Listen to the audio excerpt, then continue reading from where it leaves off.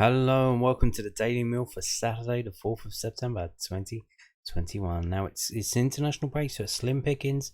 So even though it's a Saturday, I am bringing you Loanwatch because that's all we've got today in Millwall news. So this is the game that ended Tranmere 1, Hartlepool 0, and it's Tyler Burey who is on loan at Hartlepool, and you can see here not too good apparently based on the stats from him from this game.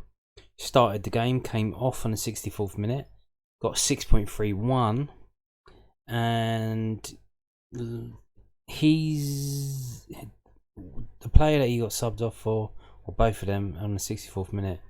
They did not get a better score than him, so that's pretty decent. You don't want your replacement to get a better score than you in less time on the pitch than you had. So he had 64 minutes on the pitch, and the other guys had like 30 minutes on the pitch. So he got a better score than them, 6.31. Still not very good, but they were away from home. You can't really.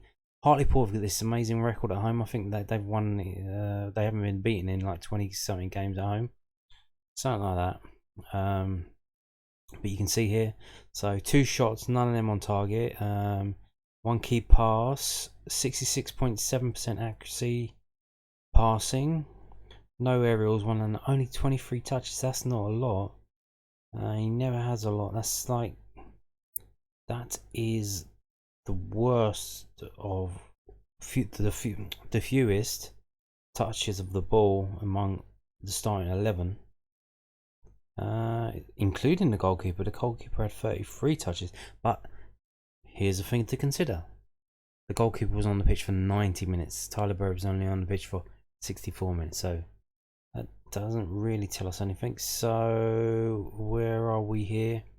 2 shots, none on target, 2 dribbles, 2 offsides, 1 dispossessed, and 4 unscheduled touches. So poor ball control there. 4 instances of poor ball control, and his partner up front as well had 3. So it seems they were probably outmatched up front. The Hartlepool strike force against the Tranmere defense is who's in the defense there? Anyone we know? No. Okay. Okay, let's move on when it stops doing that. Where is he? So defensively, didn't have any tackles, didn't have interceptions, didn't have any clearances, didn't have any block shots, had 1 foul. Passing wise, so 1 key pass. He only did 3 passes, so pretty much fox in the box, getting on the end of balls, not really being involved in the build-up play. Only 3 passes in the whole game, and so he must have he's misplaced one of them, because he's got 66.7% accuracy. And I can tell you now, doing quick math, that if it was 100%, if he got all 3 on target, that would be 100%. If he misses one of them, that drops it down 33.3%. So that's why he has only had 2 passes accurate. So crosses, he had 4 crosses and 2 of them were accurate. No long balls. So yeah, the game looks like it kind of passed him by. It's probably out muscled by Tranmere defense, but that's just looking at the stats. I haven't seen the highlights yet because they haven't been released, because they are under rights management protection until a certain time, and I gotta make a video, so I'm not watching that yet. So that's how Tyler Burey got on. You can't win them all, so we'll see how he gets on in the next game. So moving on now to this one. This one was a 5:15 kickoff in the National League. Yeovil, Dan Moss is at Yeovil. I'm not sure if it's on TV or not. I don't know why it kicked off at 5:15. Maybe it was on BT Sport. Yeah, so Dan Moss is at Yeovil, and yeah, he started. There he is. He started and he played 90 minutes, and Yeovil won 1-0, which is a pretty decent result for them. They've got massive budget problems, so that's a very, very good result for them. Winning 1-0 at home to Halifax Town. And because this isn't a conference, they don't have any detailed player stats on this website. Maybe they do on SofaScore. I haven't looked at that yet. Maybe I'll start using that instead. But yeah, so Dan Moss, 90 minutes for Yeovil in a 1-0 win. Fantastic. Moving on now to Leyton Orient. Now, who's at Leyton Orient? Do you remember? We've got a lot of loan players. It's Alex Mitchell. So Alex Mitchell, this was, so he went on transfer deadline day with Isaac Alofi. Isaac Alofi went to Sutton. Alex Mitchell went to Leyton Orient. Isaac Alofi's still injured, so even though he's gone on a season-long loan to Sutton, he's not ready to play yet. But Alex Mitchell is ready to play yet. Did he play? Yes, he did. Now, so this is Leyton Orient. Now, Harry Smith, do you remember him? He was at Millwall back a few seasons ago when Harris was manager. We were in League One. Harry Smith, he scored 2 goals and got a 10 out of 10 rating. I know, not bad, huh? 120 aerials. He's the Matt Smith of League One or League Two. This is League Two. Yeah, this is League Two, I think. Or is it League One? I don't know. No, League Two. So this is League Two.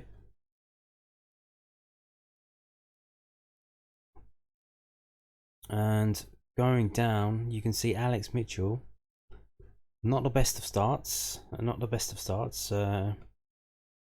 He played all 90 minutes. Played all 90 minutes, and I think he was in the back 3 on the right hand side. So he wasn't involved up front. Clearly, 0 shots, 0 shots on target, 0 key passes, only won 4 aerials, which is pretty decent in terms of the rest of the players until you get to Harry Smith and see that he won 20. Wow. Okay.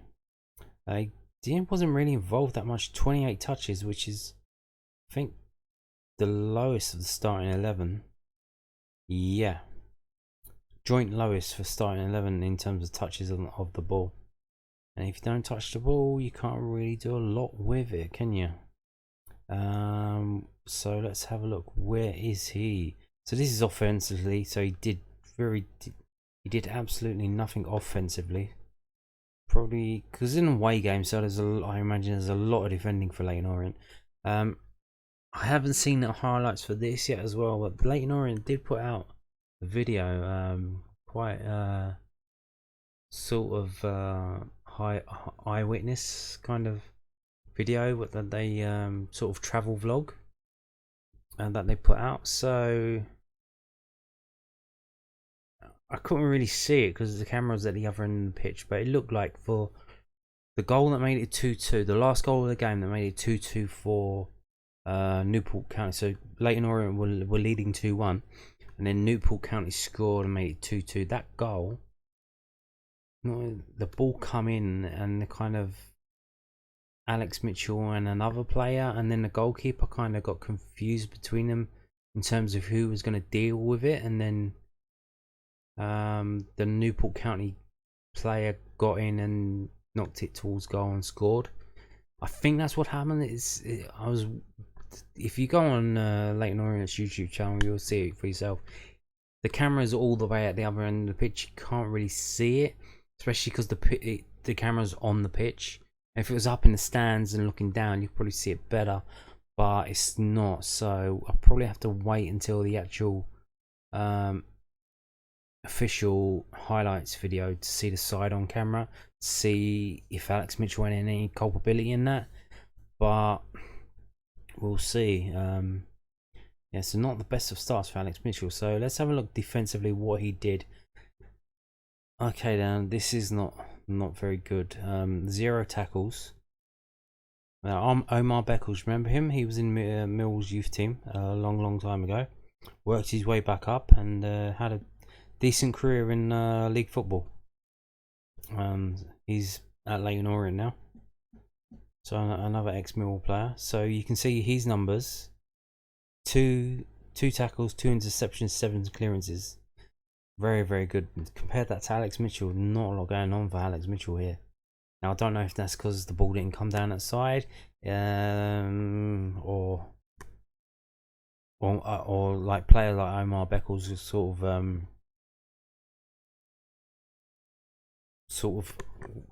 what would you say, kind of dominated the defending and sidelined Alex Mitchell a little bit. Because Alex Mitchell is the third of, he's played for 3 at the back, so these 3 centre backs, and the other 2, maybe they were doing all the hard work and heavy lifting. And Alex Mitchell didn't really have a lot to do. I don't really know, because again, not watching the highlights. Maybe the so the DMR was on that's the player on the same side as Alex Mitchell. So maybe he was doing a lot for Alex Mitchell as well. Don't know. So, but he did have 2 clearances and 1 block shot, and he had the only block shot of the Leyton Orient players, it seems. So, no, that's not too bad. In passing wise, so where are we? So here, so he's had 24 passes and only 50% accuracy. Were they playing long ball? Because this is really bad in terms of passing the ball around for all of these players here. All of the defenders, 50%, 48%, 50%. But then you've got to think, if they're pumping long balls forward and Harry Smith is up front and he's 120 aerials, then surely their numbers will be better. So Alex Mitchell's numbers, 24 passes, only 50% accuracy. So 12 out of 24 passes were to another Leyton Orient player. 0 crosses, but 7 long balls, 3 accurate. So that's just under 50%, and not too bad. Yeah, so not the best of starts for Alex Mitchell. Didn't really get involved in the game much, but that only means room for improvement. He can do a lot better in the next game. So there you go. So finishing up now.